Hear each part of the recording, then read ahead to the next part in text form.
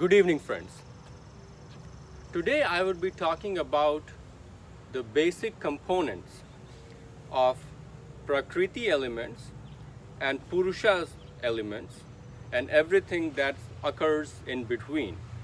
So we will break down our talk about the basic elements of everything, the elements of nature, the elements of creatures, and the elements of spirituality and life that connects the components of nature with the components of consciousness or Purusha. So here is a beautiful table that breaks down elements of Prakriti or tattvas, which are 5 in nature, as you will remember from Bhagavad Gita, where Krishna says in the Gyan Yoga chapter, Bhumi rapo nalo vayu kham mano buddhi revcha ahankar ityam me bhinna prakriti rashtha apare mitasvanyam prakriti vidhi me param jivhuta mahabhaho yedam dharite jagat. So he says that there is Bhumi rapo nalo, Bhumi, earth.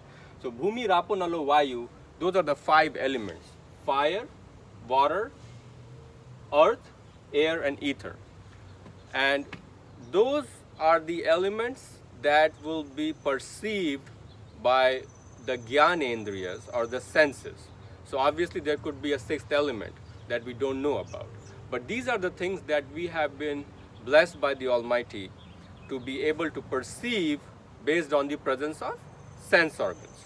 So earth represents your element of structure, stability, stubbornness. Water represents flexibility, adaptability. Fire represents ambition, initiation, the cardinal sign that kickstarts everything.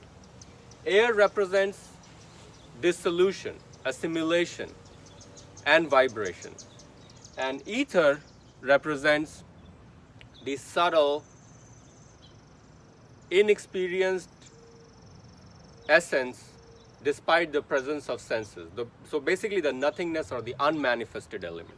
And that is there to show the futility or the limitations of the senses, that despite the presence of the senses, you cannot perceive element ether. Just like recently, if you read the scientific literature, you will see that they have discovered interstitium as the biggest organ that was hiding in plain sight. That's the biggest organ of the body, and that is the interstitium, is the space between the connective tissue, and that they say is an organ. In fact, the largest organ, bigger than the skin. So that's the beauty of ether. It's unexpressed, but its effects will be manifested all the time. You people who are interested in astrology would break this down as fire, earth, air, water elements, distinction of fire as Leo, distinction of earth as Virgos, Capricorns, Tauruses, water as I think Cancer, Scorpio, Pisces, and air as the Librans, the Gemini, and Aquarians.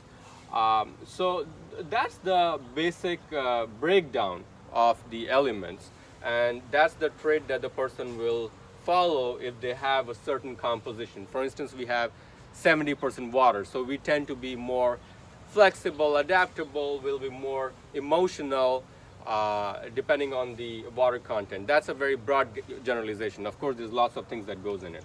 So that's the part that determines the Panch Bhautik Sharir, or the 5 element body, based on the Prakriti elements. After the tattvas comes the Koshas. So how are you going to contain the element particles in a physical body?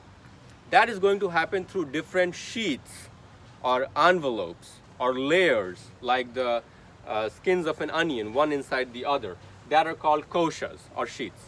So Koshas can be 5 different kinds.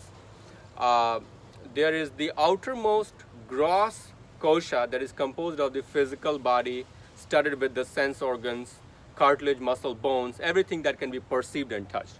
That is your Annamayi Kosha. Anna meaning grain or food. So Annamayi, because it's being existing by the virtue of food. So that is the Annamayi or the physical body, Annamayi Kosha. Second is the Pranamayi or vital body. That's based on the 5 pranas, which we will talk about.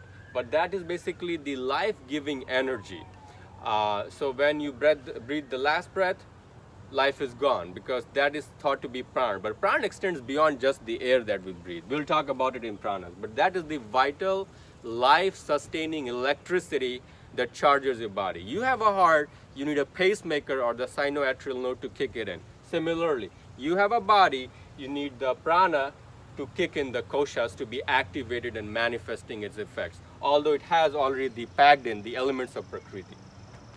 After the second vital energy, or the Pranamayi, comes the Manomayi Kosha, or mental sheath.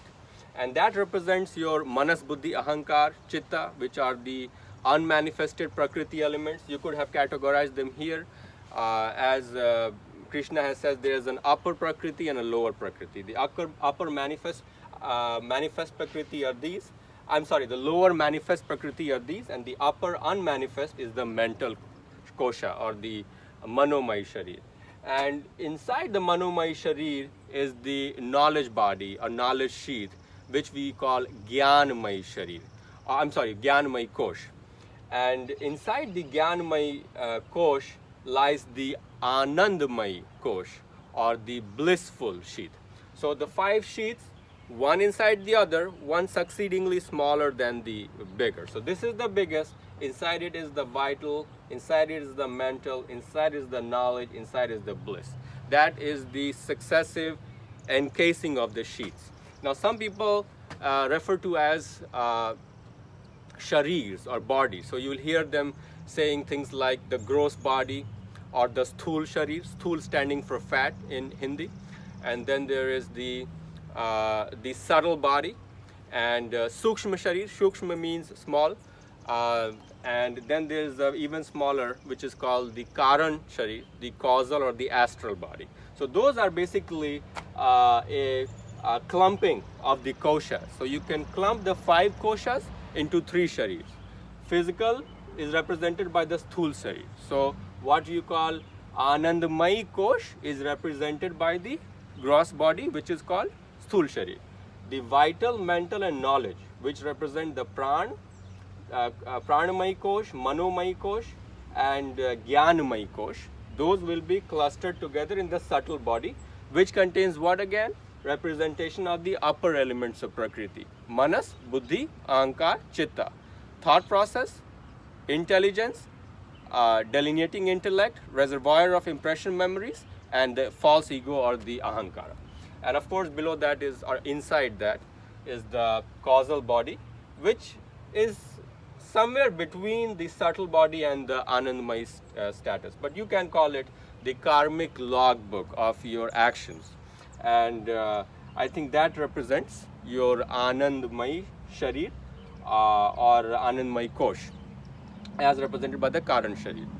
Now after that, you have these elements of the nature. You have a human body, so composed of the elements of nature. Now you need to create life in it. How do you add life inside a body? What is the difference between a living person and a corpse, a dead body? That is the presence of prana. Prana represents the cluster of vitality, vital vibrational energy that keeps the motor running, the motor being the body. So you can think of it as, if you have a medical background, think of it as the pacemaker of the heart.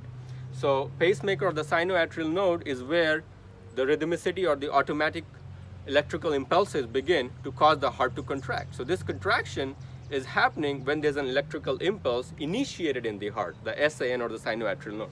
So prana is the sinoatrial node in that regard. It is the basic energy providing and sustaining mechanism inside the motor.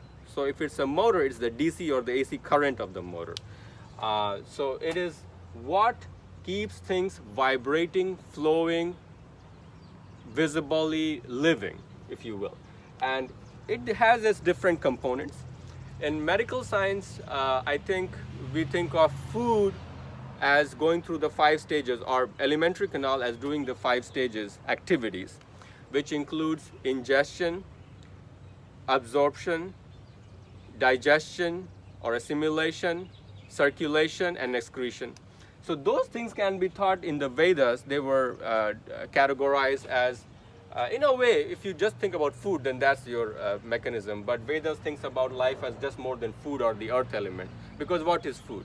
Food is the reflection of sunlight cooking up the planet Earth in the presence of fire, earth, air, water. So sunlight energy is providing the heat or the fire to cook the planet Earth's earth element in presence of water and air to get photosynthesis, plants, animals, everything. So that is what food is. So similarly, prana is the energy that keeps this life alive, or the living thing going in life. The 5 different distinctions of prana are Pran, Apan, Saman, Vyana, and Udana. Now, there's a beautiful verse in Bhagavad Gita where Krishna very briefly talks about prana. He hasn't talked a lot of different places. He has talked a few places about the tattvas and the gross body when he talks about Bhumi Rapo Nalo Vayu Kham, or the gross body when Vasansi Jirnani Yatha Vihaya Navani Grihanti Naro Parani Tatho Sharyari Vihaya Jirnani Grihanti Navani Dehi, which he talks about discarding an old gross body and taking up a new body. That's what the Atman or the Anandmayi Kosh will do. But he talks about prana as well. I think that is in Purushottama Yoga, the 15th chapter, where he says, Aham Vaishvanaro Bhutva Praninam Dehim Ashita Pranapan Samanyan Pachamyanyam Chaturvidam, which means Aham Vaishvanaro Bhutya, I become the digestive fire in the body of humans or creatures that will digest the food through the mechanisms of pranapan samanyan, pachamyanyam chaturvidam. So he's saying through prana, apana, samana, he's able to pacham or digest the food. Pachamanyam. Anna is standing for food. So that's what he says, I am also the prana. So the Almighty is providing you the opportunity of life, which is going through prana. Let me break it down quickly without boring you more with the ancillary details. Prana, the first subsegment of pranas, is representing intake of energy. So things like breathing in, drinking water, eating food. That would be the clearest way. If it's earth, you're eating food. If it's water, you're drinking it. If it is air, you are breathing it.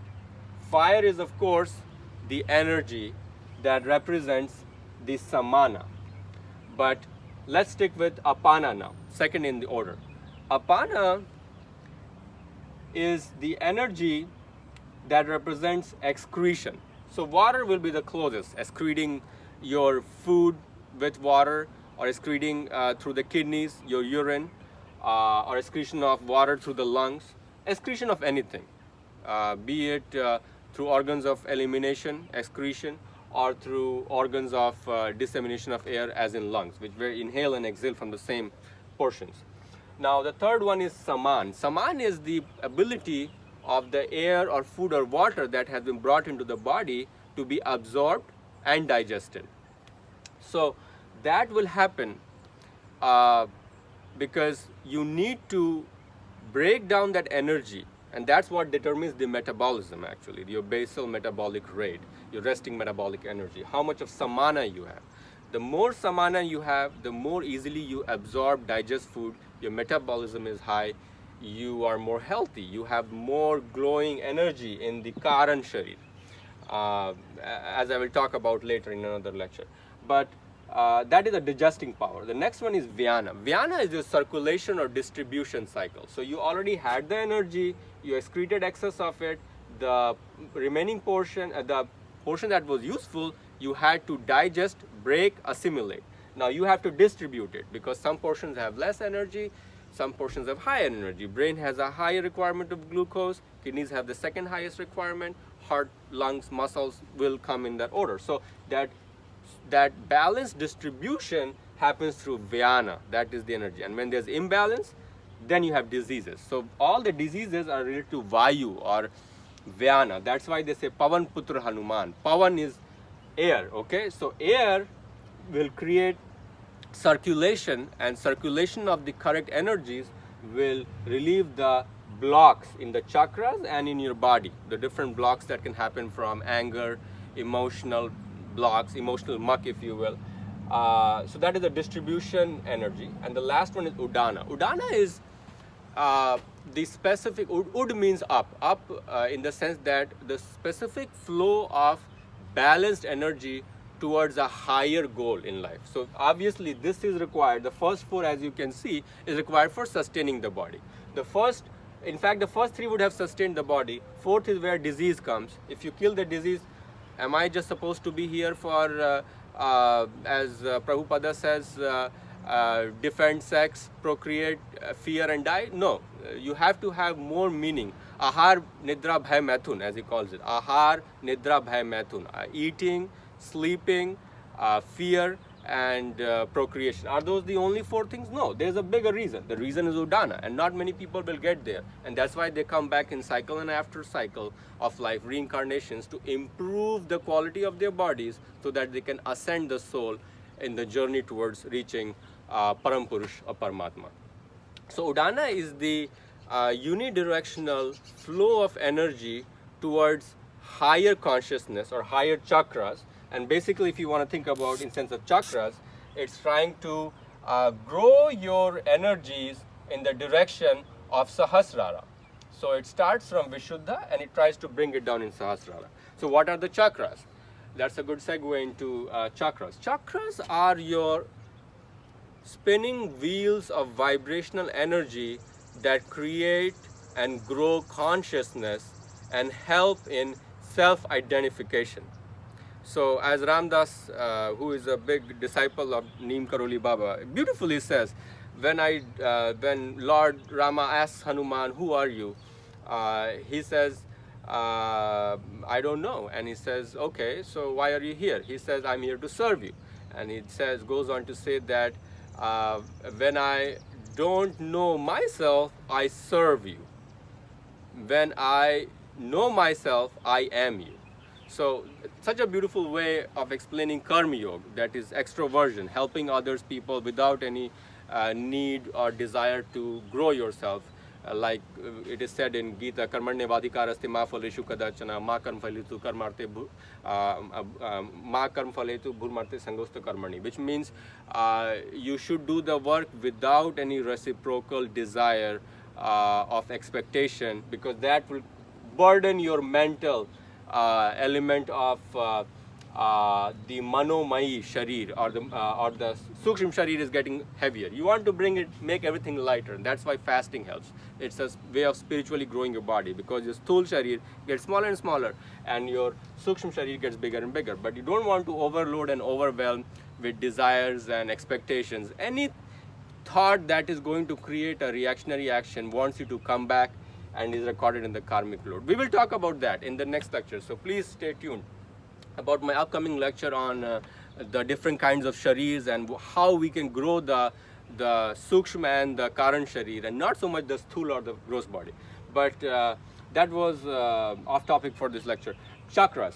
Chakras are your circles. You can think about it as invisible. Obviously, no neurosurgeon can ever microscopically or macroscopically show that, oh, here's the lumbar plexus, here's your sacral chakra. No, it doesn't happen that way, because the chakras are emotional center points and they are consciousness center points. So these are points which are in the unmanifest realm, right? If it was in the manifest realm, then you can see a brain, a spinal cord, but inside those things, depending upon where you believe, some places will say it's the heart, lie the chakras, and the growth of the chakras is what leads to the evolution of the soul and in its journey to meet the Param Purusha Paramatma. So the chakras begin, think of it again from the earth element. The earth element, which represents the gross body, is represented by Muladhara. Now Muladhara is your base chakra at the level of perineum, and it represents your deep needs, the basic survival needs.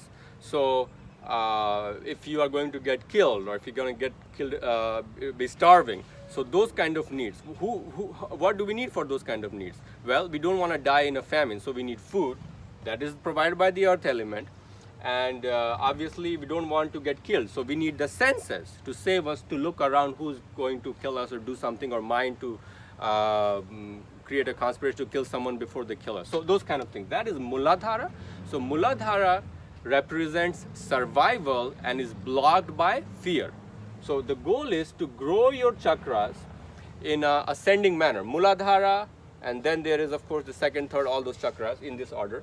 You have to grow by clearing the blockage in each chakra to realize yourself more, be more aware, mindful, and eventually conscious of yourself, who you are and why are you here. Those kind of deep Gyan Yoga questions, the questions from introspection. So you have to start from Muladhara. You have to meet your basic survival needs. Food enough to sustain the body, not for pleasure of the senses, keep eating and becoming a glutton and then getting obesity and all the problems with Vyana. We don't want to do that. We want just enough food to keep us alive so that the body, which is your servant in your goal towards higher pursuit, can be used in the right way to channel your energies to reach the higher source. Muladhara is representing survival, and it is blocked by fear. Fear of death, fear of starvation, fear of losing things that are dear to you. So get rid of fear in your life as much as you can. Second is Swadhisthana. Swadhisthana is your sacral plexus. Muladhara is the root plexus, by the way. So Swadhisthana, sacral plexus, it is said to be 2 inches, 2 centimeters below and inside in the navel, and that's the approx location. But Swadhisthana represents the pleasure center, and it is fired by water element. So what is pleasure? Pleasure is anything that is beyond level of subsistence. You need to make yourself happy transiently. It's not bliss. Difference between pleasure and bliss. Pleasure is short-lived, compulsive behaviors to create a squirt of dopamine. Bliss is the perpetual state of happiness, which is independent of any neurotransmitters. The closest you can get to it is GABA, the relaxation neurotransmitter, or oxytocin, the bonding one. But oxytocin is more like anhata, so it's not there. But GABA is probably the closest. So Swadhisthana is the pleasure creating sensation from sex, alcohol, smoking, addiction, you name it. Those kind of compulsive drives that make you do things to attain certain transient happiness, because you have to come back and do it again. So it's a repetitive process, unfortunately.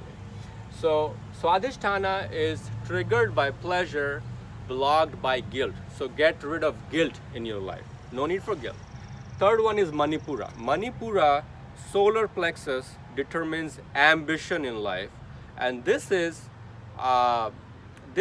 representing ambition, which is blocked by shame. So if you want to think big, for instance, if you thinking about Donald Trump, he was not a politician, but whatever your thoughts are about him, he had the ambition and the courage to go and stand in the presidential election and defeat other 19 GOP candidates to become the president. That shows he's not ashamed or afraid of these people, what they will say about me. Okay, he has an attention-seeking problem. That's a different story.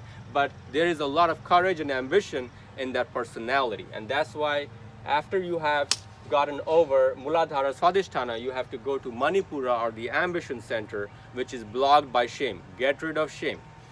Next is Anhata. Anhata is at the heart. And that's a big transition actually from Manipura to Anhata, which is the heart plexus. And here it represents unconditional love. And love can be blocked by grief. So get rid of grief in your life to unclog your Anhata, or the heart plexus. Now the upper three, these are more of the unmanifest ethereal element. Although air just creeps into Vishuddha, because Vishuddha is your vocal cord, or thyroid plexus, I think they call it. And basically Vishuddha is where you generate the voice through vibration, and vibration needs air, right? Also it needs working vocal cords, but that's why it's a transition from air into ether. And air is the closest in terms of the tattvas that you can get to ether, right? Because air is invisible, almost has no weight, but you can still feel the effects of air. Sometimes it can rip things apart in tornadoes and tsunamis, right? So air is a very powerful. The more unmanifest it is, the stronger it is. So not only rocks and granite are powerful, air is powerful. That is Vishuddha. Vishuddha is representing truth.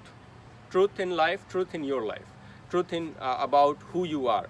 And it is blocked by lies. Not only the lies we tell other people, but the lies we tell ourselves. The delusion that we get from telling ourselves lies. So accept yourself the way you are by meditation, work on it, and keep getting better every day. That's the role of Vishuddha. Now after Vishuddha, you have Ajna, which is the third eye or the pineal gland chakra. And basically Ajna represents insights. So insights that are blocked by delusion, moha, attachment. So you have to get rid of the delusions, and delusions of course are created from repetitive actions of mostly Swadhisthana, because you get pleasure, you want more pleasure, you're deluded about reality. And that's why people have so much of Me Too movement going on, because all these successful people get deluded about their power, and absolute power corrupts absolutely, as they say. So Ajna is about insights, and once you have grown over the 5-6 chakras, the 5 chakras, 6th chakra Ajna is basically able to, it's your inner third eye, so it's able to perceive the vibrations, emotions, senses in the surroundings. The last one is the crown chakra or the Sahasrara, which is the chakra above the vertex of the head, and basically it represents the universe or multiverse, if you will, because it's not only composed of our galaxy, but all the galaxies everywhere in the Brahman. Brahma, the creator of everything. So that's what Sahasrara represents, ultimate ether expression, which again is attained by overcoming attachment. So Sahasrara represents cosmic energy, and it is blocked by attachment. So you have to get over attachment. So going again, Muladhara is fear, blocked by fear, represents survival. Swadhisthana represents pleasure, blocked by guilt. Manipura represents ambition, blocked by shame. Anhata represents unconditional love, blocked by guilt. Vishuddha represents the truth we tell ourselves, blocked by the lies we tell ourselves. Ajna represents insights, blocked by delusion. And Sahasrara represents the cosmic awareness, blocked by attachment. And that's why in Bhagavad Gita, Krishna has said, Tri vidham narkasyedam dwaram nashnam kama krodhas tatha lobhas tasmad itatrayam tejet. So it says three vidham, 3 ways you can go to hell. Kama krodhas lobhas tatha. Kama is calm, which is desires or lust. Krodh is anger, and lobh is greed. So calm, if you want to break it down in the chakras, the calm represents mostly Swadhisthana, because calm is coming from desires. Oh, I want to have this woman, although I have a beautiful wife at home. Oh, I want to drink the second bottle of beer, although I already had Bud Light 10 times today. So those kind of more and more, but the desires, stemming in desires, that's the calm. And also Swadhisthana represents the last one, which is lobh or greed. So those two are, so that's why you will see that people will have a lot of issues overcoming or controlling their desires, and that's why the mood disorders and everything happens, because of all these emotions, uncontrolled, raw, repetitive, that come to haunt us. Now the third one was, of course, kamas tatha lobhas. So kam krodh. Krodh is a manifestation of ahankara. If you want to think about it, it's probably somewhere in Manipura, because Manipura represents ambition. Ambition, when you have too much and you get the success, you get abhiman or pride, and pride, when it goes uncontrolled, it becomes ahamkara, or the false ego, or your the problem of ego, uncontrolled ego. So that is krodh or anger that is being created. So I think it is close to Manipura, although you can think about it as loss of self-control, as Ajna will be delusion. So anger does create delusion, as it has been said in different verses. So my friends, this is in short the breakdown of the different elements of Prakriti and how they interact. And now we know why we need the elements of Prakriti and why Maya exists. It exists for our own good. It exists to give us the body through the electricity of prana to identify the chakras, using the basic elements of tattvas which are enshrined in the bodies in the form of koshas. Hope you like this lecture. Please leave your comments. If you would like me to make a more detailed video about one of these segments, I'll be happy to do that. Leave any such comments. Thanks a lot for watching this video.